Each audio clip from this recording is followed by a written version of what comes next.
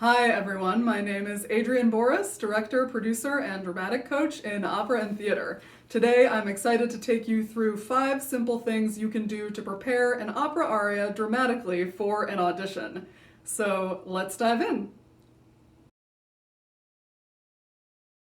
You've probably heard this from your musical coaches, but your first step is always to translate, both word for word and poetically, meaning the colloquial gist of what the character is trying to express. If these translations already exist, then obviously you don't need to reinvent the wheel, but you do need to really learn them to the point where they feel internalized and owned by you. How you internalize them will really depend on your learning style. You can act the text out loud as a monologue, you can hand write the text over and over again, you can speak the text, record yourself, and then listen to yourself several times. While you won't be quizzed on this in the audition room, trust me, we can tell when you don't really know what you're saying. If the text is already in your native language, then that's great, but you still need to do that internalization and ownership work. And you might find that you have to do a different kind of translating if the text is heightened or stylized in any way, in the way that Shakespeare might seem to a native English speaker.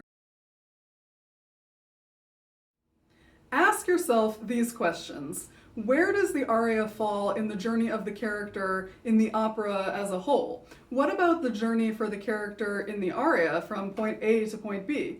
What does the character want or need from the listener, themselves, the audience? The answers to these questions comprise the dramatic action or dramatic through line of the aria. See if you can phrase it in one sentence with an active verb. For example, Rodolfo wants to put Mimi at ease so that she will stay in the room with him is a lot more active than Rodolfo is introducing himself. Once you know the action of the aria, go through and pick out 3 to 4 tactics that the character uses to achieve his or her goals. So, for example, Rodolfo tries to impress her. Rodolfo tries to make her laugh.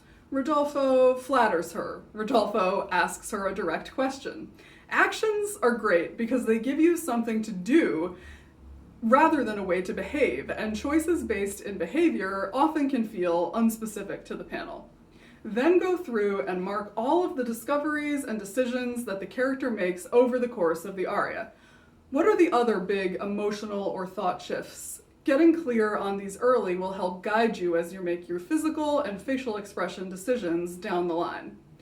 Finally, what are the stakes of the moment? What does the character stand to gain or lose as a result of their action? It can be helpful to include the stakes in the statement of your action by using a so that phrase, like I did for Rodolfo and Mimi. Rodolfo wants to put Mimi at ease so that she will stay in the room with him. In terms of movement, most panels today like to see the singer move confidently across about a 4x4 square foot plane during the course of the audition. Depending on the character, you'll also want to show that you can move like them in some way, for example, a mezzo auditioning for a pants role. So how do you build up to this in your audition prep? First, you can do some simple center of gravity exercises. Do you think the character moves from their head, their chest, or their hips? Get up, put on some non-opera music that reminds you of the character in some way, and just start walking around and experimenting with your chosen center of gravity. Notice how it impacts the way you move, not only while you're on the go, but also while you're standing still. How would the character move their body if they were pleading for their life, expressing their love, or asking for forgiveness? You can also use this time to experiment with gesture. As you walk, just allow yourself to think about the given circumstances and dramatic action of the aria, and let that lead you to a single repeatable gesture that you can do on a variety of scales. So from very small and subtle to big, full-bodied, and exaggerated. Keep moving while you're doing these exercises, otherwise you'll start watching yourself and you'll get stuck in your head. As you're moving, also consider the environment of the character. Are they hot, cold, in prison, in their drawing room? Their environment will have a huge impact on the way that they move. Now you're ready to stage and rehearse, which essentially means combining your dramatic analysis with your physical exploration. Always do this on your feet and in your audition shoes if possible. First, consider who is on stage with you. Where are they? Place them in the room. Of course, for an audition context, you'll want to make sure your focus points are relatively high and tight so the panel can see your face, and also because every audition room is going to be different. Second, start to determine where to move and gesture. I say that like it's simple, but of course it's a long process. And yes, I am a theater kid at heart and a lover of following your impulses, but I strongly recommend planning out every move and gesture in advance for an audition, especially if you're new to auditions. The audition room is not the place to try out new material.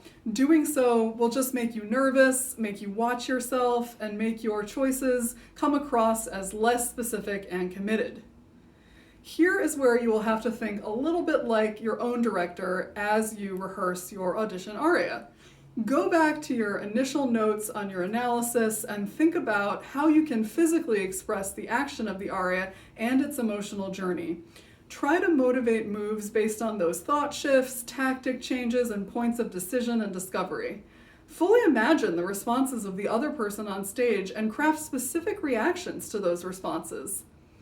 If you feel stuck, a great exercise can be to set up the room and fully stage the aria as if it's being done in a large house with all the trimmings. Do that a couple times, then you can scale it back. This just might let you have more fun with it, make you feel less awkward, and just give you some new ideas. Then you'll be surprised by how much of that you actually can take into the audition context. There are a few moves to avoid taking into the audition room.